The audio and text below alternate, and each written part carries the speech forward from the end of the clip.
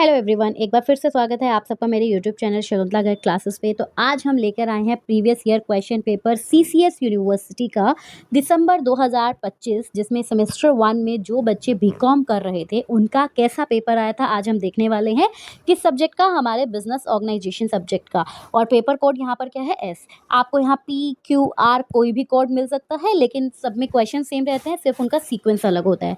आपको पता है इससे पहले बीकॉम में अगर हम बात करते हैं तो तीनों साल जो है वहाँ पर डिस्क्रिप्टिव क्वेश्चन आपको देखने को मिलते थे, लेकिन इस बार सीसीएस यूनिवर्सिटी ने नया पैटर्न निकाला था, जिसके अंदर बेसिकली क्या था कि फर्स्ट ईयर के जो बच्चे हैं, फर्स्ट ईयर मतलब फर्स्ट सेम और सेकंड सेम के बच्चे, उनका जो है एमसीक्यू बेस्ड क्वेश्चन पेपर रहेगा, जिसके अंदर 75 जो है आपको क्वेश्चंस देखने को मिलेंगे और उनके आपको क्या करने होंगे, आंसर करने होंगे। तो आज हम बिजनेस ऑर्गेनाइजेशन सब्जेक्ट का देखते हैं कि कैसा उस टाइम पे पेपर आया था, और उसके आंसर्स भी हम देखेंगे, और इवन यहाँ पर हम उस पूरे पेपर को एनालाइज करने वाले हैं, उस पूरे पेपर को सॉल्व करने वाले हैं। इसलिए वीडियो को एंड तक जरूर देखिएगा। अगर आपको जो है वीडियो अच्छी लगती है तो वीडियो को लाइक जरूर करिएगा, शेयर जरूर करिए, और अगर आप न्यू हैं इस चैनल पे तो चैनल को सब्सक्राइब करना मत भूलिएगा। तो चलिए अब हम अपनी वीडियो को स्टार्ट करते हैं बिना टाइम वेस्ट किए हुए। तो सबसे पहला क्वेश्चन जो हमारे सामने आता है वो है the maximum number of partner in a banking business in India. अगर हम बैंकिंग बिजनेस की बात करते हैं तो अगर बैंकिंग बिजनेस की बात करें वहाँ पर पार्टनरशिप में कितने मैक्सिमम नंबर ऑफ पार्टनर हो सकते हैं। तो देखिए, अगर हम बात करते हैं ओल्ड रूल की, तो वहाँ पर आज भी जो ओल्ड रूल फॉलो ही होता है। बेसिकली वहाँ पर क्या बोला गया है कि मैक्सिमम जो है पार्टनर कितने हो सकते हैं, आपके 10 हो सकते हैं अगर आप पार्टनरशिप की बात करते हैं। और उसके अलावा अगर अदर बिजनेसेस है तो वहाँ पर मैक्सिमम आप 20 रख सकते हो, या फिर मैक्सिमम 50 हो सकता है आपकी कंपनीज एक्ट 2013 के हिसाब से।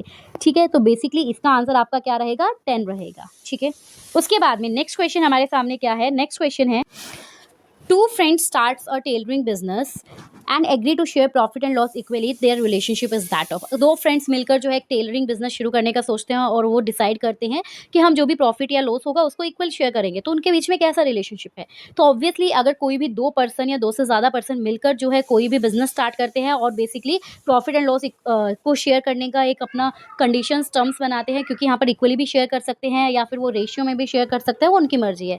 तो उनके बीच में कैसा रिलेशन देखने को मिलता है, वो पार्टनर्स होते हैं आपस में। तो इसका आंसर क्या होगा, बी। ठीक है, नेक्स्ट आपका क्वेश्चन क्या है, partnership form for a specific purpose और प्रोजेक्ट इज नोन एज। अगर आपने कोई पार्टनरशिप फॉर्म जो है वो बनाई है किसी स्पेसिफिक पर्पस के लिए, कोई भी वो पर्पस हो सकता है, तो उसको आप क्या बोलेंगे। तो देखिए यहाँ पर इसका आंसर होगा option number A, that is particular partnership. Particular partnership basically क्या होती है, एक ऐसी पार्टनरशिप फॉर्म होती है जिसको किसी पर्टिकुलर पर्पस के लिए ही बनाया जाता है, एक स्पेसिफिक पर्पस के लिए बनाया जाता है, और जब वो पर्पस कंप्लीट हो जाता है तो उस पार्टनरशिप को क्या कर दिया जाता है, डिसॉल्व कर दिया जाता है। ठीक है, नेक्स्ट क्वेश्चन हमारे पास क्या आता है, the liability of a partner in a general partnership is. जब हम एक जनरल पार्टनरशिप क्या होती है, जब आप किसी पर्टिकुलर पर्पस के लिए नहीं, आप एक जेन्युइन क्या करते हो, पार्टनरशिप फर्म अपनी ओपन करते हो, तो वहाँ पर पार्टनर्स की लाइबिलिटी क्या होती है। तो देखिए, हमेशा आप याद रखेंगे कि जब भी हम एक पार्टनरशिप की बात करते हैं, नॉर्मल पार्टनरशिप की, तो वहाँ पर लाइबिलिटीज जो होती है वो पार्टनर्स की क्या होती है, अनलिमिटेड होती है। अनलिमिटेड लाइबिलिटी का मतलब क्या हुआ कि उनकी अगर इन एनी केस जब भी लाइबिलिटी पे करने की बात आएगी तो उनकी पर्सनल प्रॉपर्टीज जो है वो भी यूज़ की जा सकती है उनको पेमेंट करने के लिए, लाइबिलिटी को पे करने के लिए। तो यहाँ पर बेसिकली इसका आंसर क्या होगा, option number B, that is unlimited and joint. Clear. Okay, next हमारे पास क्वेश्चन आता है, the location of an industry depend mainly on. कि एक इंडस्ट्री की लोकेशन बेसिकली किस पे डिपेंड करती है। अगर आप कोई इंडस्ट्री स्टैब्लिश करना चाहते हो तो किस लोकेशन में आपको स्टैब्लिश करनी है, तो वो आप कैसे सोचोगे। तो देखो, हम क्या देखेंगे, आपका रॉ मटेरियल कहाँ पर इजीली मिल जाए। ऑब्वियसली मुझे कहीं पर इंडस्ट्री सेटअप करनी है तो मैं देखूंगी ना कि मेरा रॉ मटेरियल वहाँ पर मिल पा रहा है, लेबर वहाँ पर मिल पा रही है, वहाँ पर मार्केट है उस सामान को बेचने का। तो यहाँ पर आपका आंसर क्या होगा, ऑप्शन नंबर ए, कि अगर आपको कोई इंडस्ट्री स्टैब्लिश करनी है तो आप ये सारी चीज़ें जो है देखेंगे। नेक्स्ट क्वेश्चन आपके सामने आता है, विच of the following is not a factor affecting industrial location. इनमें से कौन सा फैक्टर है जो कि इंडस्ट्री की लोकेशन को अफेक्ट नहीं करता है। वही बात कि अगर आपको इंडस्ट्री स्टैब्लिश करनी है, आप उसके लोकेशन के बारे में डिसीजन लेना चाहते हो, तो कौन सा फैक्टर है जो कि इंपॉर्टेंट रोल प्ले नहीं करेगा। पावर सप्लाई ऑब्वियसली करेगा, क्योंकि आपको जहाँ इंडस्ट्री सेटअप करनी है, अगर वहाँ पर पावर सप्लाई नहीं होगी तो कैसे करेंगे। गवर्नमेंट की पॉलिसी भी आप देखेंगे, क्योंकि कुछ एरिया ऐसे होते हैं जहाँ पे गवर्नमेंट की पॉलिसी जो होती है वो क्या है, आपके बिजनेस के लिए बहुत अच्छी होती है, लेकिन कहीं पर गवर्नमेंट की पॉलिसीज क्या होती है, बहुत स्ट्रिक्ट होती है, बहुत रिजिड होती है। ये भी आप देखेंगे। अवेलेबिलिटी ऑफ ट्रांसपोर्ट, ऑब्वियसली अगर ट्रांसपोर्ट अवेलेबल होगा तभी आपका जो सामान है वो कस्टमर तक पहुँच पाएगा। बट पॉपुलेशन ग्रोथ रेट क्या ये मैटर करेगा आपकी इंडस्ट्री के लोकेशन में? इसलिए कोई भी as such important role play नहीं करेगा, इसीलिए उसने नॉट पूछा है, तो इसका आंसर क्या होगा? Option number C. नेक्स्ट हमारे पास क्वेश्चन क्या है? और textile firm shift its units near a cotton growing area to reduce transportation cost, this is due to. एक टेक्सटाइल फर्म है, ठीक है, जो कि अपना कपड़े का उसका वो बनाती है, क्लॉथ्स मैन्युफैक्चरिंग करती है। वो अपनी यूनिट जो है कहाँ पर शिफ्ट कर लेती है? एक ऐसे एरिया में जहाँ पर कॉटन ग्रो होती है, ताकि उसकी ट्रांसपोर्टेशन कॉस्ट क्या हो जाए? कम हो जाए, क्योंकि रॉ मटेरियल तो चाहिए ना उसे, और रॉ मटेरियल के लिए उसने क्या किया? अपनी ट्रांसपोर्टेशन कॉस्ट को कम करने के लिए अपनी यूनिट को शिफ्ट कर दिया। तो ये किस वजह से हुआ? क्योंकि रॉ मटेरियल उसे पास पड़ रहा था ऑब्वियसली। तो इसका आंसर क्या होगा? ऑप्शन नंबर बी जो है वो इसका करेक्ट आंसर होगा। ओके, नेक्स्ट क्वेश्चन देखते हैं। A line and staff organization combine, आपने ऑर्गेनाइजेशन स्ट्रक्चर में आपने देखा होगा कि एक लाइन और एक स्टाफ, ये दो अलग अलग आपके ऑर्गेनाइजेशन स्ट्रक्चर होते हैं। तो बेसिकली लाइन जो स्ट्रक्चर होता है उसमें अंदर क्या होता है? जहाँ पर यूनिटी ऑफ कमांड फॉलो किया जाता है, जहाँ अथॉरिटी दी जाती है, रिस्पॉन्सिबिलिटीज दी जाती है। और स्टाफ की बात करें तो यहाँ पर क्या आती है? एडवाइस। यहाँ क्या आती है? एडवाइस। जैसे आपके जो है एचआर जो है वो बेसिकली क्या करते हैं? एडवाइस करते हैं, ठीक है। तो अब हम लाइन एंड स्टाफ ऑर्गेनाइजेशन की बात करते हैं, तो वहाँ पर क्या है? अथॉरिटी और एडवाइस एक साथ आ रही है। तो इसका करेक्ट आंसर क्या होगा आपका? Option number A, authority and advice. Next question, finance is the life blood of business because, finance जो है, पैसा जो है वो बिजनेस का लाइफ ब्लड क्यों है? क्योंकि हर एक बिजनेस एक्टिविटीज में ही तो आपको इसकी जरूरत पड़ती है। क्या आप बिना पैसे के कुछ भी कर सकते हैं? नहीं। तो इसका मतलब आपको क्या है? हर एक बिजनेस एक्टिविटीज करने के लिए आपको क्या चाहिए? पैसा चाहिए। दैट्स वाई इसका आंसर क्या होगा? Option number B. Next question, most important short term source of finance for business, business के लिए सबसे important short term source of finance क्या होगा?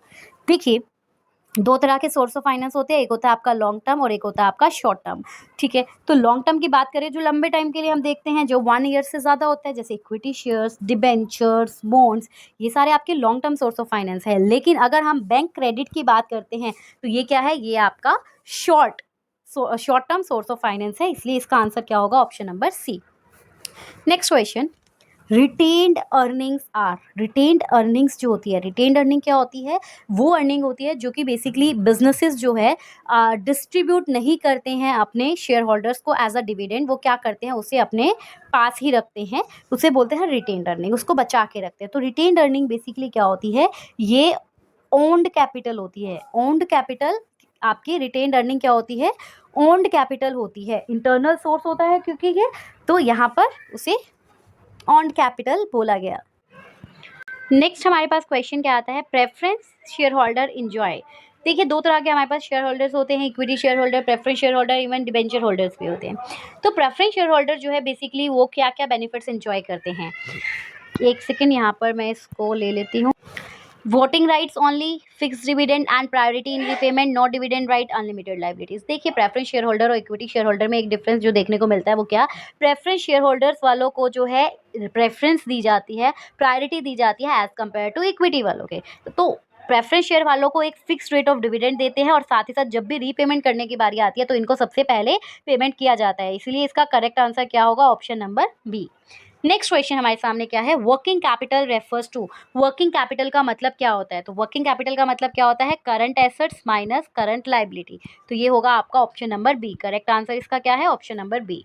नेक्स्ट क्वेश्चन अगर हम देखें तो वो क्या है आपका? The capital required for purchasing machinery and building. देखिए, अगर आपको मशीनरी और बिल्डिंग को परचेज करना है तो उसके लिए जो कैपिटल की जरूरत पड़ती है उसे क्या बोलते हैं? देखो, वर्किंग कैपिटल तो आपकी जो डे टू डे बिजनेस में आपको कुछ भी खरीदना है, कुछ भी बेचना है, उसके लिए आपको जो कैपिटल की जरूरत पड़ती है that is called your working capital. अब मशीन, बिल्डिंग, ये सब आपकी कौन सी एसेट्स है? ये सब है आपकी फिक्स्ड एसेट्स। कौन सी एसेट्स है? Fixed assets. तो आपको कौन सी कैपिटल की रिक्वायरमेंट होगी? आपको फिक्स्ड कैपिटल की रिक्वायरमेंट होगी, इसीलिए यहाँ पर करेक्ट आंसर जो होगा आपका that will be option number A. Okay, next question पे चलते हैं। The industry which provide support service to other industry. उस इंडस्ट्री को क्या कहते हैं जो कि एक सपोर्ट सर्विसेज प्रोवाइड करती है अदर इंडस्ट्री को। तो आपने 3 सेक्टर के बारे में सुना होगा, primary sector, secondary sector and tertiary sector. तो जो टर्शरी सेक्टर होता है वो किसके लिए होता है, आपका सर्विस सेक्टर, जिसको हम सर्विस सेक्टर भी बोल देते हैं, जिसके अंदर बैंकिंग, इंश्योरेंस, ट्रांसपोर्ट, ये सारी सर्विसेज आती है। इसलिए इसका करेक्ट आंसर क्या होगा, option number C. Next question, which of the following statement is true about business objective. इनमें से कौन सी स्टेटमेंट जो है वो सही है बिजनेस ऑब्जेक्टिव के बारे में। तो देखिए, सबसे पहला ए पॉइंट क्या कहता है, business has only economic objective. क्या बिजनेस का सिर्फ और सिर्फ इकोनॉमिक ऑब्जेक्टिव होता है, सिर्फ पैसा कमाना होता है। Social objectives are equally important, या सोशल ऑब्जेक्टिव्स भी उतने ही इम्पोर्टेंट होते हैं जितने कि economic objective. Profit is not necessary, a business should ignore ethics. तो इसका करेक्ट आंसर क्या होगा, ऑप्शन नंबर बी, क्योंकि यहाँ पर जो बिजनेस ऑब्जेक्टिव जो होते हैं उन वो क्या होते हैं कि पैसा कमाना तो है, इकोनॉमिक ऑब्जेक्टिव तो है, लेकिन साथ ही साथ सोशल ऑब्जेक्टिव्स को भी आजकल इक्वली इंपॉर्टेंट जो है इंपॉर्टेंस दी जाती है। क्योंकि आपने सुना होगा CSR, आजकल कंपनी को मैंडेटरी क्या करनी होती है, अपनी कॉर्पोरेट सोशल रिस्पॉन्सिबिलिटी पे एक अमाउंट जो है वो आपको स्पेंड करनी पड़ती है, राइट। नेक्स्ट क्वेश्चन आपके सामने आता है, that is a firm reduce waste generation and promote eco friendly packaging to build goodwill. This illustrate, अगर एक फर्म वेस्ट जनरेशन को रिड्यूस करती है और साथ ही साथ जो इको फ्रेंडली पैकेजिंग है उसे प्रमोट करती है ताकि उसकी गुडविल बिल्ड हो, तो ये एग्जाम्पल किसका होगा, क्या ये इकोनॉमिक ऑब्जेक्टिव है, सोशल है, लीगल है या पर्सनल। तो ऑब्वियसली यहाँ पर सोसाइटी के बारे में सोचा जा रहा है, सोसाइटी के लिए काम किया जा रहा है, तो ये आपका कैसा ऑब्जेक्टिव होगा, इट्स अ सोशल ऑब्जेक्टिव। तो ऑप्शन नंबर बी जो होगा वो इसका करेक्ट होगा। नेक्स्ट क्वेश्चन है आपका, the activity concerned with extraction and production of natural resources. वो एक्टिविटी जो कि नेचुरल रिसोर्सेज के एक्सट्रैक्शन या प्रोडक्शन से रिलेटेड होती है उसे कौन सी इंडस्ट्री कहा जाता है, तो वो कहलाती है आपकी प्राइमरी इंडस्ट्री। प्राइमरी इंडस्ट्री जिसमें नेचुरल रिसोर्सेज को एक्सट्रैक्ट या प्रोडक्शन के बारे में देखा जाता है। सेकेंडरी इंडस्ट्री जिसको हम मैन्युफैक्चरिंग इंडस्ट्री भी कहते हैं, और टर्शरी इंडस्ट्री जो होती है वो आपकी सर्विस इंडस्ट्री होती है, और ऑक्सिलरी इंडस्ट्री जो होती है वो टर्शरी इंडस्ट्री के अंदर ही आती है, जो कि हेल्प करती है इंडस्ट्रीज को आगे फर्दर काम करने में। नेक्स्ट क्वेश्चन आपका 19, which of the following is not an auxiliary to trade. इनमें से कौन सी जो है एक ऑक्सिलरी टू ट्रेड नहीं है। ऑक्सिलरी टू ट्रेड का मतलब क्या हुआ, जो कि सर्विस इंडस्ट्री का पार्ट नहीं है, वो आपको बताना है। तो बैंकिंग आपका सर्विस सेक्टर है, इंश्योरेंस आपका सर्विस सेक्टर है, ट्रांसपोर्टेशन आपका सर्विस सेक्टर है, लेकिन माइनिंग जो है वो आपका प्राइमरी सेक्टर में आता है, प्राइमरी इंडस्ट्री में आता है। तो इसीलिए इसका ऑप्शन नंबर सी जो होगा वो आपका करेक्ट होगा। नेक्स्ट क्वेश्चन की बात करते हैं, a small retail store owner collaborate with a local transport agency to deliver goods quickly to customer. एक छोटा रिटेल स्टोर जो ओनर है वो क्या करता है, एक ट्रांसपोर्ट एजेंसी के साथ मिल जाता है, कोलैबोरेट करता है, ताकि वो कस्टमर को गुड्स जल्दी से जल्दी क्या कर सके, डिलीवर कर सके। तो ये क्या दिखाता है, क्या ये दिखा रहा है कि ट्रेड एंड कॉमर्स का कॉम्बिनेशन हो रहा है, या प्रोडक्शन की स्पेशलाइजेशन, डिवीजन ऑफ लेबर, या रोल ऑफ ऑक्सिलरी सर्विसेज। तो देखिए, अगर हम बात करें कि एक रिटेल स्टोर ओनर ने लोकल ट्रांसपोर्ट एजेंसी के साथ कोलैबोरेट किया ताकि जो सामान है वो जल्दी कस्टमर तक पहुंचे, तो ये यहाँ पर हमें बता रहा है कि जो ऑक्सिलरी सर्विस है, जो टर्शरी सेक्टर है, उसका कितना बड़ा इंपॉर्टेंट रोल है हमारे डे टू डे बिजनेसेस के अंदर। तो इसीलिए इसका करेक्ट आंसर जो रहेगा वो रहेगा option number D. Okay, next question आपका, कॉमर्स मेनली डील विद। अब जो ऊपर आया था ना कि कॉमर्स क्या है, बेसिकली कि हम ट्रेड की बात करते हैं, ट्रेड ठीक है, हमने क्या बोला कि हमने बाय एंड सेल किया, लेकिन कॉमर्स क्या है बेसिकली। तो कॉमर्स की अगर हम बात करते हैं तो देखिए, कॉमर्स जो होता है ना वो trade and aids to trade, इन दोनों को कवर करता है, कि ट्रेड को भी जिसके अंदर आपका गुड्स का मूवमेंट होता है, ठीक है, मतलब जो सेल परचेज होती है, उसी के साथ एड्स टू ट्रेड का मतलब होता है वो सामान कस्टमर तक भी पहुंचाने में हेल्प करता है। तो इसका मतलब यहाँ पर इसका करेक्ट आंसर होगा ऑप्शन नंबर बी, कि कॉमर्स बेसिकली डील करता है exchange and distribution of goods में, गुड्स को एक्सचेंज करना और डिस्ट्रीब्यूट करना। Next question, which of the following is the characteristics of business. इनमें से कौन सी एक बिजनेस की कैरेक्टरिस्टिक्स है। अनसर्टेनिटी ऑफ रिटर्न, ये तो सही बात है, हमें बिजनेस में क्या पता है रिटर्न कितना मिलेगा, ये तो अनसर्टेन है। रेगुलर इनकम, नहीं, जरूरी थोड़ी है रेगुलर इनकम होगी। चैरिटेबल मोटिव, भाई कौन ऐसा बिजनेस है जो सिर्फ और सिर्फ चैरिटी के पर्पस के लिए चलाते हैं, एक आपके एनपीओ को छोड़कर। तो यहाँ पर इसका करेक्ट आंसर क्या होगा, option number A, that is uncertainty of return. Okay, next आपका क्वेश्चन है, a company invest in new production plant expected to yield return for 10 year, the fund used are called. अगर एक company जो है वो नया प्रोडक्शन प्लांट जो है उसमें इन्वेस्ट करती है किस एक्सपेक्टेशन से कि उससे उसको 10 साल क्या मिलेंगे, रिटर्न मिलेंगे। तो ये इस तरह के फंडिंग को हम क्या कहते हैं, इस तरह के फंडिंग को कहा जाता है फिक्स्ड कैपिटल, कि हमें पता है कि आने वाले टाइम में हमें क्या मिलेगा, इससे रिटर्न मिलेगा, तो हमने उसके ऊपर इन्वेस्टमेंट किया, तो इट मीन्स ये हमारी फिक्स्ड कैपिटल है। ऑप्शन नंबर 20 का करेक्ट होगा, क्योंकि हम कोई एसेट्स खरीदते हैं, मैंने कोई मशीनरी खरीदी प्रोडक्शन करने के लिए, तो उसके पीछे का रीजन क्या है कि मुझे आगे इससे प्रोडक्शन करूंगी, मुझे इससे फायदा होगा, राइट। तो उसको हम क्या बोलते हैं, फिक्स्ड कैपिटल।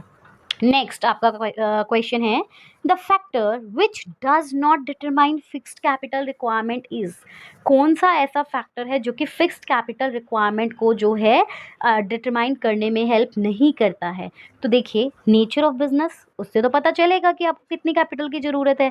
हो सकता है मेरा मैन्युफैक्चरिंग बिजनेस है, हो सकता है मेरा जो बिजनेस है उसका नेचर ऐसा है कि जहाँ पे मुझे बहुत ज़्यादा रॉ मटेरियल की ज़रूरत ही नहीं है। तो यहाँ पर नेचर ऑफ बिजनेस से तो पता चलेगा आपको कितनी कैपिटल चाहिए। साइज ऑफ बिजनेस भी बताएगा, अगर स्मॉल साइज है तो कम फिक्स कैपिटल की ज़रूरत होगी, लार्ज साइज है तो आपको ज़्यादा की ज़रूरत पड़ेगी। प्रोडक्ट ड्यूरेबिलिटी से भी आपको बताएगी, क्योंकि अगर आपका प्रोडक्ट ड्यूरेबल है, लंबे टाइम तक चलेगा, तो आपको जो है कैपिटल की रिक्वायरमेंट जो है क्या रहेगी, एक फिक्स्ड अमाउंट रहेगी, मतलब कम रहेगी। लेकिन अगर जल्दी ख़राब होने वाला होगा तो आपको उस केस में क्या होगा, ज़्यादा से ज़्यादा वर्किंग कैपिटल की ज़रूरत पड़ेगी। लेकिन सीजनल जो वेरिएशन है, सीजनल वेरिएशन तो सिर्फ और सिर्फ ज़्यादातर किसको अफेक्ट करता है, वर्किंग कैपिटल की नीड्स को अफेक्ट करता है। जैसे कि मान लीजिए सीजन चेंज हुआ, तो आपको क्या करना पड़ेगा, आपकी वर्किंग कैपिटल की रिक्वायरमेंट आपकी ज़्यादा हो जाएगी, लेकिन फिक्स कैपिटल के रिक्वायरमेंट पे उतना इफेक्ट नहीं पड़ेगा। इसलिए करेक्ट आंसर इसका क्या होगा, option number C. Next question, ABC limited जो है वो ऑपरेट कर रहा है एक सीजनल बिजनेस, और उससे उसके लिए क्या चाहिए, फंड चाहिए, only during peak months, the most suitable source of finances. ABC limited जो है वो एक ऐसा बिजनेस करते हैं जो कि सीजनल होता है, और केवल जब उसकी डिमांड होती है, जो पीक मंथ्स होते हैं जहाँ पर जब उसकी डिमांड सबसे ज़्यादा होती है, उसी टाइम पे उसको क्या है, फंड्स की रिक्वायरमेंट होती है। तो उसके लिए सबसे सुटेबल सोर्स क्या रहेगा, तो देखते हैं। तो इशू ऑफ शेयर, ये तो लॉन्ग टर्म के लिए होता है। रिटेन्ड अर्निंग भी हम बेसिकली फिक्स कैपिटल पे इन्वेस्ट करना ज़्यादा प्रेफर करते हैं लॉन्ग टर्म के लिए। गवर्नमेंट ग्रांट भी लॉन्ग टर्म के लिए होगा तो ये आप लोगे। लेकिन बैंक ओवरड्राफ्ट जो है, अगर आपको कुछ ही टाइम के लिए, कुछ महीने के लिए लोन लेना है, कुछ महीने के लिए पैसा चाहिए, तो आप बैंक से ले सकते हो ना, आप बैंक ओवरड्राफ्ट यूज़ कर सकते हो, बैंक से एज अ लोन ले सकते हो। तो आपका करेक्ट आंसर यहाँ पर क्या हो जाएगा, option number B. Next question हमारे सामने आता है, वो है the main objective of financial management is. Financial management का मेन ऑब्जेक्टिव क्या होता है। तो देखिए, फाइनेंशियल मैनेजमेंट की जब हम बात करते हैं तो उसका मेन ऑब्जेक्टिव क्या होता है, वेल्थ मैक्सिमाइज करना, कि जो आपके शेयर होल्डर है उसकी वेल्थ को मैक्सिमाइज करना उसका मेन ऑब्जेक्टिव रहता है। तो ऑप्शन नंबर 20 का करेक्ट होगा। नेक्स्ट क्वेश्चन है, business finance decisions are broadly divided into. जब हम बिजनेस फाइनेंस के डिसीजन लेते हैं तो वो बेसिकली जो है कितने पार्ट्स में डिवाइडेड है। तो देखिए, हम 3 तरह के डिसीजन लेते हैं बिजनेस फाइनेंस में, एक होता है इन्वेस्टमेंट डिसीजन, एक होता है आपका फाइनेंसिंग डिसीजन, और एक होता है आपका डिविडेंड डिसीजन। तो ये 3 डिसीजन जो है हम बिजनेस फाइनेंस में लेते हैं, इसलिए करेक्ट आंसर इसका क्या होगा, option number A. Next question हमारे सामने क्या है, a firm decide to reinvest its profit into expansion rather than distributing dividend. This is an example of, अगर एक फर्म डिसाइड करती है कि जो भी प्रॉफिट उसे हुआ है वो उसको क्या करेगी, उसके बिजनेस को एक्सपेंड करने के लिए यूज करेगी, बजाय कि उसे शेयर होल्डर्स में डिवाइड कर देना एज अ डिस्ट्रीब्यूट। तो ये एग्जांपल आपका किसका होता है, ये होता है आपका डिविडेंड डिसीजन का एग्जांपल, जहां पर आप ये डिसाइड करते हो कि आपको जो डिविडेंड है वो शेयर होल्डर में डिस्ट्रीब्यूट करना है, या फिर आपको पूरा का पूरा रिटेन करके रखना है, ताकि आप उसे फर्दर क्या कर सको, बिजनेस में ही लगा सको, ताकि बिजनेस को एक्सपेंड किया जा सके। तो ये आप क्या करते हो, डिविडेंड डिसीजन करते हो, ठीक है। नेक्स्ट क्वेश्चन हमारे सामने आता है 29, वो क्या है, the main feature of sole proprietorship is. जो सोल प्रोप्राइटरशिप जो होता है उसका मेन फीचर्स क्या होता है। सोल प्रोप्राइटरशिप मतलब क्या हुआ कि इकलौता एक ही पर्सन जो बिजनेस चला रहा है, तो उसका मेन फीचर क्या होता है, क्या उसकी लाइबिलिटी लिमिटेड होती है, नहीं, लाइबिलिटी लिमिटेड सिर्फ कंपनीज में होती है। अनलिमिटेड लाइबिलिटी, यस, तो उसका मेन फीचर क्या होता है, उसकी लाइबिलिटी जो होती है वो क्या होती है, अनलिमिटेड होती है। इसका मतलब उसे अपने जो है बिजनेस की लाइबिलिटी को पे करने के लिए उसे अपने पर्सनल जो है डेट्स वगैरह यूज करने पड़ेंगे बिना किसी लिमिट के। नेक्स्ट क्वेश्चन, क्वेश्चन नंबर 30 देखिए, Ramesh on a small bakery make all business decision himself and bear all profit or loss. This is an example of Ramesh इकलौता जो है एक स्मॉल बेकरी चला रहा है, सारे डिसीजन खुद ले रहा है और सारा प्रॉफिट एंड लॉस भी खुद ही बियर कर रहा है। तो इसका मतलब वो क्या है, एक सोल प्रोप्राइटरशिप जो है वो अर्न कर रहा है, जिसके अंदर एक ही पर्सन सब कुछ मैनेज करता है, ऑन करता है और सारे डिसीजन लेता है, और इवन प्रॉफिट एंड लॉस जो है वो भी खुद ही बियर करता है। तो इसका करेक्ट आंसर आपका क्या होगा, ऑप्शन नंबर बी इसका करेक्ट आंसर होगा। नेक्स्ट क्वेश्चन 31 देखिए, विच of the following is not an advantage of sole proprietorship. इनमें से सोल प्रोप्राइटरशिप की एडवांटेज क्या नहीं है। क्विक डिसीजन, ऑब्वियसली अगर एक पर्सन डिसीजन लेगा तो वो जल्दी होगा, क्विक होगा। Personal contact with customer, yes इसके कॉन्टैक्ट पर्सनल जो होते हैं कस्टमर तक होते हैं, क्योंकि और कोई इसके अंदर इन्वॉल्व ही नहीं है। फ्लैक्सिबिलिटी होती है, लेकिन मैंने जैसे बताया इसकी लाइबिलिटी लिमिटेड नहीं होती है, इसकी तो अनलिमिटेड लाइबिलिटी होती है, तो ये इसकी एडवांटेज नहीं हो सकती। नेक्स्ट क्वेश्चन हमारे सामने जो 32 है वो क्या है, पार्टनरशिप अराइज फ्रॉम, एक पार्टनरशिप कैसे अराइज होती है। अगर आपने जो है एक बिजनेस शुरू करना है एक पर्सन के साथ मिलकर, तो वो कैसे बोलोगे कि अब आप पार्टनरशिप जो है बिजनेस में आ गए हो, पार्टनरशिप फॉर्म आपकी स्टैब्लिश हो गई है, तो उसके लिए कॉन्ट्रैक्ट बनाया जाता है और उस कॉन्ट्रैक्ट के थ्रू ही आपकी पार्टनरशिप क्या होती है, अराइज होती है। और ये जो कॉन्ट्रैक्ट बनता है बेसिकली इसको हम पार्टनरशिप डीड भी बोल देते हैं, ठीक है। ये आपका जो है ये पार्टनर्स के बीच में बनाया जाता है, जरूरी नहीं है कि इसको लीगली लॉ के द्वारा ये बने या कस्टम के द्वारा, पार्टनर्स आपस में एग्री करते हैं और फिर वो क्या करते हैं, कॉन्ट्रैक्ट करके उसको पार्टनरशिप का नाम देते हैं। तो ये हो गया आपका ऑप्शन नंबर 20 का करेक्ट आंसर। नेक्स्ट क्वेश्चन पे चलते हैं 33, the scale of operation of a business refers to, क्या क्वेश्चन है कि the scale of operation of a business refer to, कि अगर हम कहते हैं कि बिजनेस का स्केल ऑफ ऑपरेशन कितना है, इसका मतलब हम क्या बात करते हैं, उस बिजनेस की साइज एंड कैपेसिटी के बारे में बात करते हैं। तो इसका करेक्ट आंसर क्या होगा, ऑप्शन नंबर 20 का करेक्ट आंसर होगा। नेक्स्ट क्वेश्चन हमारे सामने क्या है, small scale industries are suitable for, जो छोटी छोटी इंडस्ट्रीज जो स्टैब्लिश होती है वो किसके लिए सुटेबल होती है, क्या वो labour intensive economics, capital intensive, highly automated, done of this. देखिए क्या होता है लेबर इंटेंसिव इकोनॉमिक्स का मतलब क्या होता है, जहाँ पे ज्यादा से ज्यादा लेबर जो है उसको यूज किया जाता है। कैपिटल इंटेंसिव जहाँ पे मशीनों का ज्यादा यूज होता है एज अ रिसोर्सेज, ठीक है। हाईली ऑटोमेटेड जहाँ पर सब कुछ ऑटोमेटिक ही होता है, वहाँ पर मैनुअली कुछ नहीं होता, लेबर की जरूरत ही नहीं होती। तो स्मॉल स्केल इंडस्ट्रीज के अंदर सब कुछ मैनुअली ही तो होता है, तो इसलिए ये एक लेबर इंटेंसिव इकोनॉमीज होती है। तो इसका करेक्ट आंसर होगा आपका option number A. Next question की बात करें तो optimum size of a business unit means, जो अगर हम बात करते हैं ऑप्टिमम साइज, उसका मतलब क्या होता है, एक ऐसा साइज जिसके ऊपर प्रोडक्शन जो है बहुत इफेक्टिव तरीके से होता है, कॉस्ट इफेक्टिव रहता है, कॉस्ट कम लगती है, तो उस बिजनेस को हम ऑप्टिमम कहते हैं, ठीक है। बेसिकली जो ऐसा बिजनेस होता है ना बहुत ज़्यादा लार्ज ना बहुत ज़्यादा स्मॉल, उसको ऑप्टिमम साइज बोला जाता है। तो optimum size of business unit का मतलब क्या हुआ, मोस्ट इकोनॉमिकल साइज। इकोनॉमिकल का मतलब जहाँ पर कॉस्ट भी कम लग रही है, एफिशिएंट तरीके से जो है प्रोडक्शन हो रहा है, तो उसको बोलते हैं optimum size of business unit, जहाँ पर मोस्ट इकोनॉमिकल साइज कहलाता है, ठीक है। इसलिए इसका करेक्ट आंसर क्या होगा, option number C. Next question पे चलते हैं, scale of operation of a business refers to, scale of operation of business का मतलब क्या होता है। जब हम स्केल की बात करते हैं तो हम वहाँ पर क्या देखेंगे, एक सेकेंड, ये क्वेश्चंस तो आई थिंक या ये रिपीट हो गए हैं, सॉरी, हम आगे चलते हैं। यस दिस वन 36 क्वेश्चन अभी हमें करना है। तो the term business organization refers to, business organization का मतलब क्या होता है, तो बिजनेस ऑर्गेनाइजेशन का मतलब क्या है, एक ऐसी स्ट्रक्चर या process of conducting business activities. तो बेसिकली बिजनेस ऑर्गेनाइजेशन का मतलब एक ऐसे फ्रेमवर्क की हम बात करते हैं, एक ऐसे सिस्टम की बात करते हैं जिसको यूज किया जाता है बिजनेस की सभी एक्टिविटीज को कोऑर्डिनेट करने के लिए, ठीक है। तो उसे हम बोलते हैं business organization. Next question, the primary objective जो है बिजनेस का वो क्या होता है, एक बिजनेस का प्राइमरी ऑब्जेक्टिव क्या है, social service, profit earning, charity या पब्लिक वेलफेयर। तो यहाँ पर अगर प्राइमरी की बात करें तो प्राइमरी ऑब्जेक्टिव होता है प्रॉफिट को अर्न करना, क्योंकि हर एक बिजनेस का मेन पर्पस क्या है, प्रॉफिट कमाना। बाद में वो क्या करता है, सोसाइटी के लिए सोचता है, ठीक है, वो उसका सेकेंडरी बन जाता है। इसलिए correct answer option number B. Next question हमारे सामने है, which one of the following is not an economic activity, इनमें से कौन सी एक इकोनॉमिक एक्टिविटी नहीं है। और इकोनॉमिक का मतलब क्या होता है, एक ऐसी एक्टिविटी जो कि आप किस लिए करते हो, पैसा कमाने के लिए करते हो, उसे इकोनॉमिक एक्टिविटी बोलते हैं। तो अगर आप एक स्कूल में टीचिंग कर रहे हो, पढ़ा रहे हो जैसे कि, तो उसको क्या बोलेंगे, ये तो एक इकोनॉमिक एक्टिविटी है, पैसा मिलेगा ना इससे, okay. Working in a factory, factory में काम करोगे तो ये इकोनॉमिक एक्टिविटी है, यहाँ से भी क्या होगा, money generation. Running a shop, अगर कोई आपकी शॉप चल रही है, लेकिन अगर आप अपनी फैमिली के लिए खाना बना रहे हो तो क्या ये एक इकोनॉमिक एक्टिविटी है, नो, यहाँ पर कोई मॉनेटरी ट्रांजेक्शन नहीं हो रही है, तो ये एक नॉन इकोनॉमिक एक्टिविटी होती है। इसलिए इसका करेक्ट आंसर क्या होगा, option number B. Next question, business risk arise due to, ये जो बिजनेस रिस्क की बात करते हैं, बिजनेस में एकदम से रिस्क जो होता है किस वजह से होता है, क्या फैशन में चेंज होने की वजह से होता है, हाँ जी हो सकता है। नेचुरल कैलामिटीज, ये भी हो सकता है, फ्लड हो गया, ड्रॉट है, उस वजह से आपके बिजनेस को रिस्क हो सकता है। इकोनॉमिक फ्लक्चुएशन, बिल्कुल गवर्नमेंट की पॉलिसी आए दिन चेंज रहती है, तो वो भी एक रीजन हो सकता है। तो इसका करेक्ट आंसर होगा ऑल ऑफ द अबव, तो डी जो है वो इसका करेक्ट होगा, जिसकी बिजनेस रिस्क जो है इन सब की वजह से हो सकता है। Next question, person who coordinates all business activities is called, एक पर्सन जो कि सारी की सारी बिजनेस एक्टिविटी को कोऑर्डिनेट करता है उसको बोलते हैं मैनेजर, उसको क्या बोलेंगे, मैनेजर। इसलिए करेक्ट आंसर होगा इसका option number A. Next question, which of the following is not a function of business organization, इनमें से कौन सा एक बिजनेस ऑर्गेनाइजेशन का फंक्शन नहीं होता है, प्लानिंग, कंट्रोलिंग, कुकिंग, स्टाफिंग। अरे कुकिंग कैसे हो सकता है, और बिजनेस ऑर्गेनाइजेशन के फंक्शन क्या होता है, planning, organizing, staffing, directing, controlling, ये जो है आपके बिजनेस ऑर्गेनाइजेशन के फंक्शन होते हैं। तो कुकिंग ऐसा कुछ नहीं है, इसलिए इसका करेक्ट आंसर क्या होगा, option number C. Next question चलते हैं 42 के ऊपर। ये क्या है? Rohit starts a digital printing business. Rohit ने एक डिजिटल प्रिंटिंग बिजनेस जो है शुरू किया। विद इन 6 मंथ ही faces new competition offering lower price. His situation best represent.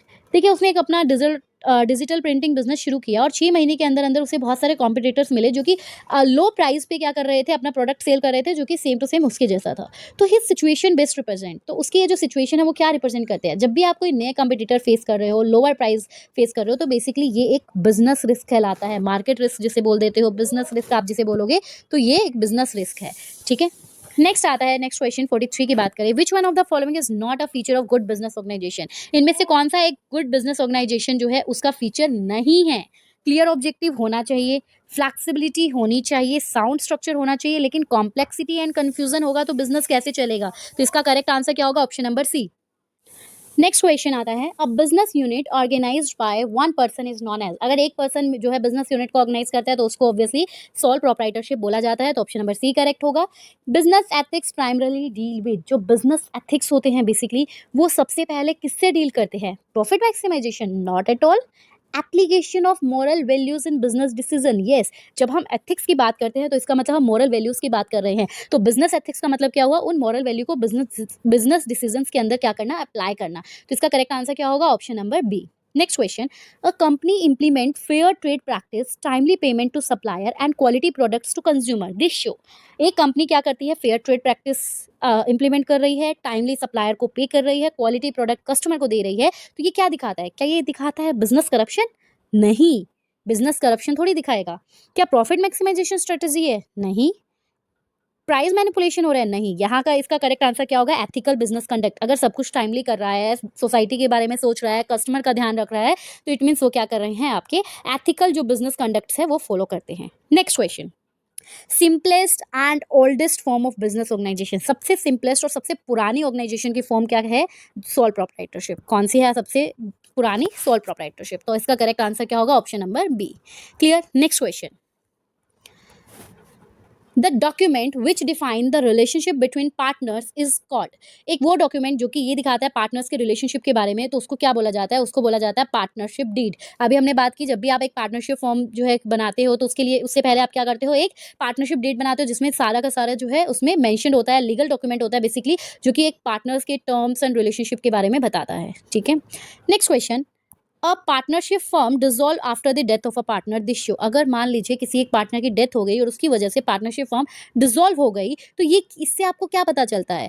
क्या परपेचुअल सक्सेशन था? देखिए, परपेचुअल सक्सेशन का मतलब तो क्या होता है कि आपकी फर्म जो है लंबे टाइम तक लॉन्ग नेवर एंडिंग चलेगी। इसका मतलब वो कभी भी बंद नहीं होगी, उसको बोलते हैं परपेचुअल सक्सेशन। अनलिमिटेड ग्रोथ, मतलब उसकी ग्रोथ अनलिमिटेड है, जिसको कहीं रोक ही नहीं पाओगे, चाहे कोई पार्टनर मर रहा है, जी रहा है और कंपनी की ग्रोथ होगी, तो ये भी नहीं है। Transferability of share? नो। तो इसका करेक्ट आंसर क्या होगा? Limited life of partnership. अगर एक पार्टनर के मरने के बाद आपकी पार्टनरशिप फर्म क्या हो गई? डिसॉल्व हो गई, इसका मतलब आपकी पार्टनरशिप जो थी वो क्या थी? एक लिमिटेड लाइफ होती है आपकी पार्टनरशिप की। ठीक है, और पार्टनर के जाने के बाद आपकी जो है फर्म क्या हो जाएगी? डिसॉल्व हो जाएगी। नेक्स्ट क्वेश्चन, फॉर्म जो है organization suitable for small business with limited capital and personal supervision. Organization की उस फॉर्म को क्या कहते हैं जो कि छोटे बिजनेसेस के लिए सुटेबल होती है, जिनकी कैपिटल लिमिटेड होती है? तो यहाँ इस टर्म को देखिए, लिमिटेड कैपिटल। जैसे ये लिमिटेड कैपिटल आया तो आपके माइंड में क्या होना चाहिए? कंपनी की तो अनलिमिटेड कैपिटल होती है, कंपनी में जो शेयर होल्डर्स होते हैं उनकी जो है उनका अलग रहता है कि लिमिटेड बाय शेयर्स है, लिमिटेड बाय गारंटी है, तो वो सब देखा जाता है, तो इसमें अनलिमिटेड रहता है। पार्टनरशिप अनलिमिटेड होता है। तो लेकिन सोल प्रोप्राइटरशिप की जब हम बात करते हैं, उनकी कैपिटल एक तो लिमिटेड होती है, स्मॉल बिजनेसेस के लिए होती है, और पर्सनल सुपरविजन भी तो रहता है यहाँ पर। तो इसीलिए यहाँ पर इसका करेक्ट आंसर क्या होगा? ऑप्शन नंबर सी इसका करेक्ट आंसर होगा। Next question, minimum number of member required to form a private company. एक प्राइवेट कंपनी को बनाने के लिए मिनिमम कितने नंबर ऑफ मेंबर्स की जरूरत होती है? तो एक प्राइवेट कंपनी को मिनिमम चाहिए दो मेंबर्स, और मैक्सिमम कितने चाहिए वो रहते हैं? 200, अगर हम प्राइवेट कंपनी की बात करते हैं। तो इसलिए इसका करेक्ट आंसर क्या होगा? ऑप्शन नंबर बी इसका करेक्ट होगा। Next question, company form of organization enjoy, जो कंपनी फॉर्म ऑफ ऑर्गेनाइजेशन है वो क्या एंजॉय करती है? अभी जैसे मैंने बताया, वैसे तो वहाँ पर क्या होती है, लिमिटेड लायबिलिटीज़ होती है, लेकिन वहाँ पर अलग अलग देखा जाता है, liabilities limited by share, limited by guarantee, इस तरह से। लेकिन कंपनीज के अंदर जो कंपनी फॉर्म होती है ऑर्गेनाइजेशन की, वहाँ पर उनके जो मेंबर्स होते हैं उनकी लायबिलिटी क्या होती है, लिमिटेड होती है, और कंपनी का परपेचुअल सक्सेशन होता है। चाहे कोई भी पार्टनर, कोई भी ऑनर शेयर होल्डर है नहीं है, कंपनी जो है वो अपनी लॉन्ग टर्म तक चलती रहेगी। किसी के भी जाने से, डेथ होने से कंपनी के ऊपर कोई भी इफेक्ट नहीं पड़ेगा, उसकी एग्जिस्टेंस खत्म नहीं होगी। तो यहाँ पर उसका शेयर होल्डर की जो लायबिलिटी है कंपनी के अंदर वो लिमिटेड होती है to the unpaid value of their share, जो उनकी शेयर की जो वैल्यू होती है, अनपेड वैल्यू होती है, वहां तक उनकी लिमिटेड होती है। कि मान लीजिए अगर एक ने 100 शेयर खरीदे हैं, 10 रुपए का एक शेयर है, तो उस पर्सन की सिर्फ 1000 जो है, 1000 रुपए तक ही उसकी जो है लायबिलिटी लिमिटेड है। उसके बाद उसकी लायबिलिटी जो है उसके ऊपर कोई में उसकी कोई लायबिलिटी नहीं रहेगी। ठीक है, next question.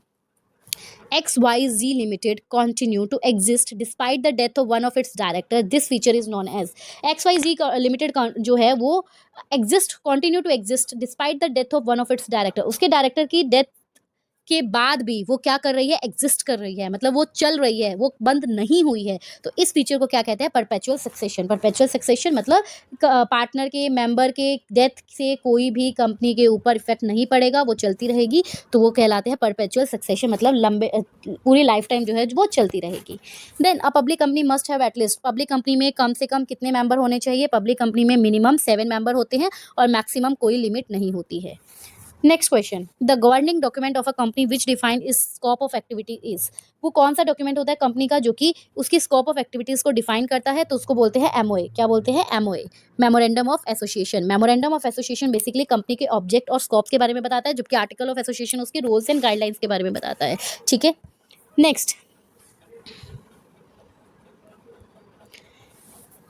The primary objective of cooperative society is, अब आता है कोऑपरेटिव सोसाइटी का प्राइमरी ऑब्जेक्टिव क्या है, मेन उद्देश्य क्या है? तो इसका मेन उद्देश्य, कोऑपरेटिव की जब हम बात करते हैं जो मिलकर चलाते हैं, तो वो बेसिकली सोशल वेलफेयर और म्यूचुअल हेल्प जो है वो उनका मेन ऑब्जेक्टिव होता है। म्यूचुअल बेनिफिट्स और सर्विसेज देना, ना कि प्रॉफिट को मैक्सिमाइज करना।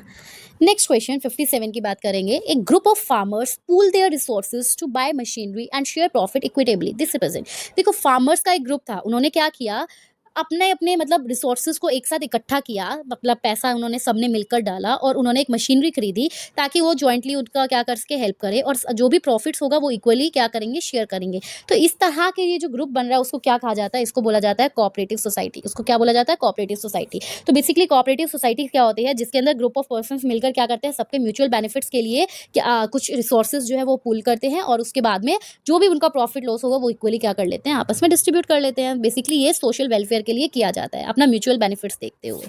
नेक्स्ट क्वेश्चन आपके सामने आता है, अब business combination means, business combination का मतलब क्या होता है?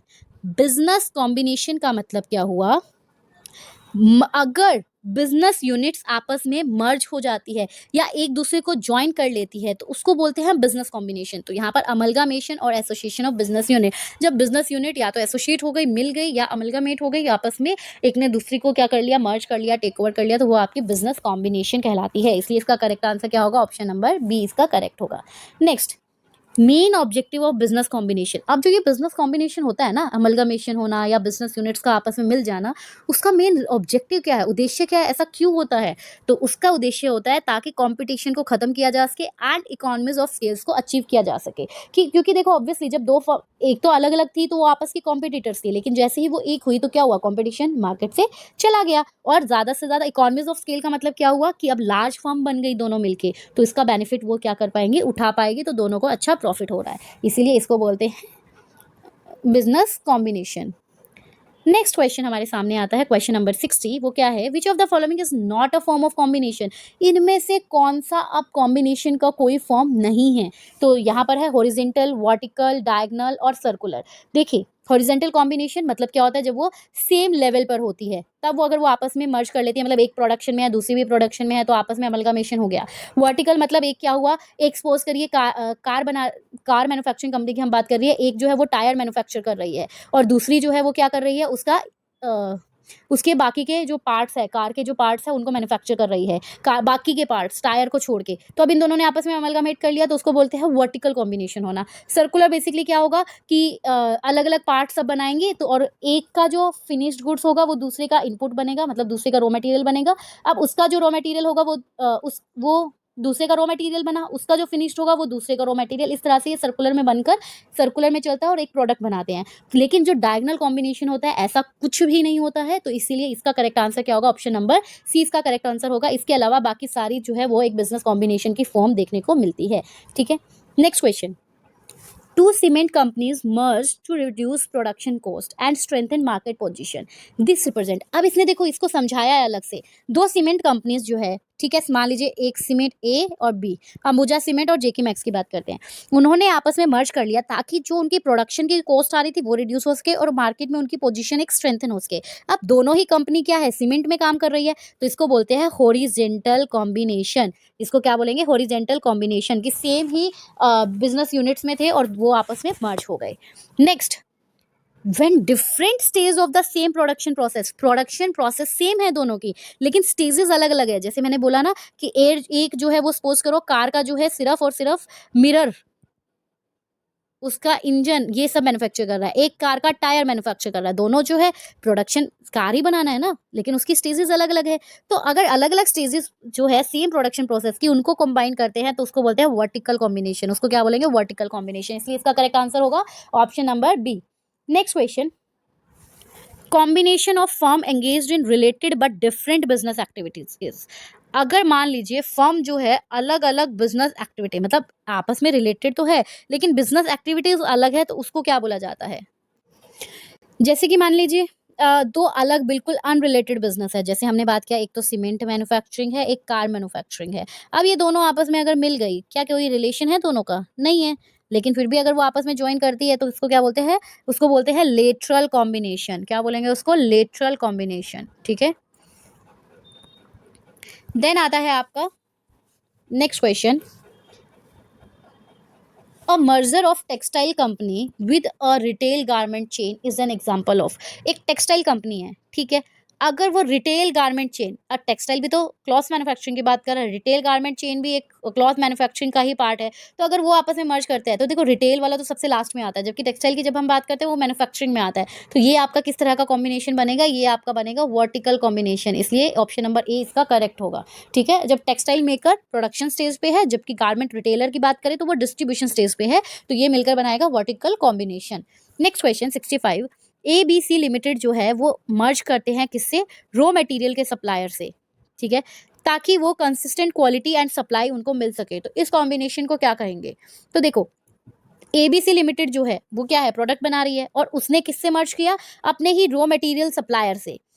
तो इसका मतलब क्या हुआ, वो सेम ही चेन में है ना, तो इसको भी आपको वर्टिकल बोला जाएगा। कि अगर आप रॉ मटेरियल सप्लायर से मर्ज कर रहे हो तो वर्टिकल के अंदर दो तरह का होता है, एक होता है बैकवर्ड और एक होता है फॉरवर्ड। तो यहाँ पर बेसिकली बैकवर्ड जो है वो आपका मर्जर हो रहा है, क्योंकि यहाँ पर आप पीछे जा रहे हो, रॉ मटेरियल वाले से आप जो है मर्ज कर रहे हो। अगर आप जो है मान लीजिए खुद रॉ मटेरियल बना रहे होते और आप किससे मर्ज करते, रिटेलर से मर्ज करते, तो वो आपका फॉरवर्ड हो जाता है। ठीक है, तो इसको आपको वर्टिकल बी इसका करेक्ट आंसर होगा। Next question, main advantage of combination. ये जो कॉम्बिनेशन हो रहा है इसका मेन एडवांटेज क्या है, क्या कंपटीशन बढ़ाना है, नहीं, कंपटीशन रिड्यूस करना है। एफिशिएंसी रिड्यूस करनी है, नहीं, एफिशिएंसी तो बढ़ेगी। Poor coordination, not at all. इसका मेन ऑब्जेक्टिव क्या होता है, लार्ज स्केल प्रोडक्शन का फायदा उठाना। Next question, the term trust in business combination means. ये जो जो टर्म ट्रस्ट है बिजनेस कॉम्बिनेशन के अंदर, उसका मतलब क्या होता है। Agreement among small firms to fix price, नहीं, ये कोई एग्रीमेंट नहीं होता है, ये basically legal monopoly of producers के लिए यूज़ किया जाता है। जो ट्रस्ट, अगर बिजनेस कॉम्बिनेशन में ट्रस्ट बोलते हैं तो इसका मतलब सारे प्रोड्यूसर्स की क्या हो गई है, लीगल मोनोपोली हो गई है, और वो पूरा का पूरा आप क्या कर रहे हैं, कंट्रोल कर रहे हैं पूरी इंडस्ट्री को। ठीक है, नेक्स्ट क्वेश्चन, कार्टेल का मतलब क्या होता है, तो देखिए कार्टेल बेसिकली ओलिगोपोली मार्केट के अंदर देखने को मिलता है। ओलिगोपोली मार्केट जहां पर सिर्फ 2 या 3 सेलर होते हैं लेकिन number of buyers are there. तो कार्टेल का मतलब बेसिकली क्या होता है, ग्रुप होता है एक इंडिपेंडेंट फर्म का जो कि क्या करती है, प्राइजेस को कंट्रोल करती है। कि मतलब जो ये 3-4 सेलर है ये मिलकर ग्रुप बना लेते हैं और फिर ये क्या करते हैं, पूरे मार्केट में प्राइस को कंट्रोल करते हैं। तो इसका correct answer option number A.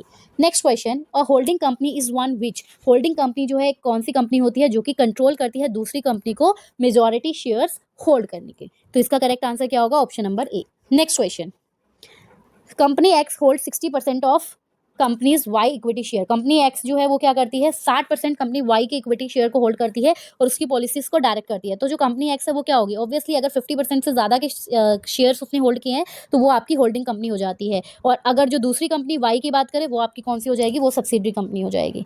Next question, which of the following is an advantage of merger. अब ये जो मर्जर की बात कर रहे हैं इनमें से कौन सी एडवांटेज होती है? क्या रिसोर्सेज डुप्लीकेट होती है? ये तो कोई एडवांटेज नहीं हुई। क्या कॉस्ट बढ़ती है? ये भी कोई एडवांटेज नहीं। Mismanagement? नहीं। तो इसका करेक्ट आंसर क्या होगा? Option number B, that is technological advancement.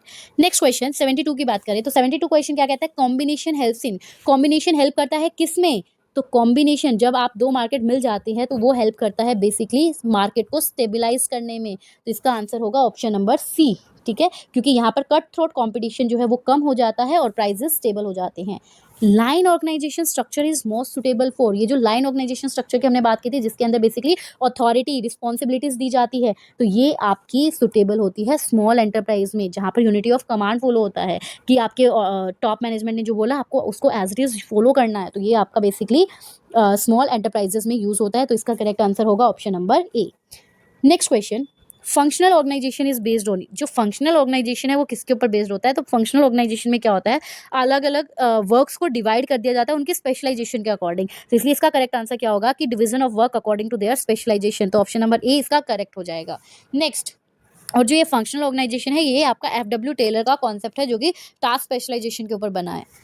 Last question है इसका, a company appoint separate manager for marketing, finance, HR and production, this represent. अगर एक कंपनी अलग अलग मैनेजर्स को अपॉइंट करती है, मार्केटिंग के लिए अलग, फाइनेंस के लिए अलग, HR के लिए अलग, प्रोडक्शन के लिए अलग, इसका मतलब वो फंक्शनल ऑर्गेनाइजेशन है। वहाँ पर क्या है इसका मतलब? फंक्शनल ऑर्गेनाइजेशन उसको हम बोलेंगे। तो ऑप्शन नंबर 20 का करेक्ट होगा। तो ये थे हमारे 75 के 75 क्वेश्चंस जो कि बीकॉम के अंदर फर्स्ट सेमेस्टर के बिजनेस ऑर्गेनाइजेशन के पेपर में देखने को मिले, जिनके सारे आंसर्स, पूरा पेपर मैंने आपको ये सॉल्व कराया है। अगर आपको चाहिए, आप ये पूरी वीडियो नहीं देखना चाहते हो, आप इसको 2x की स्पीड पर देख सकते हो, या फिर आप जो है स्क्रीनशॉट ले सकते हो। बीच बीच में पूरे के पूरे पेज पे मैंने हर क्वेश्चन के आगे उसका आंसर लिख दिया है। आई होप आपको वीडियो अच्छी लगी होगी। अगर वीडियो अच्छी लगी है तो लाइक शेयर सब्सक्राइब जरूर करिएगा और अपने फ्रेंड्स के साथ जरूर शेयर करना। और गाइज, अगर आपको ऐसे ही सारे के सारे प्री वाई क्यूज चाहिए, प्रीवियस ईयर क्वेश्चन पेपर चाहिए, तो मुझे कमेंट सेक्शन में जरूर बताना। Thank you so much.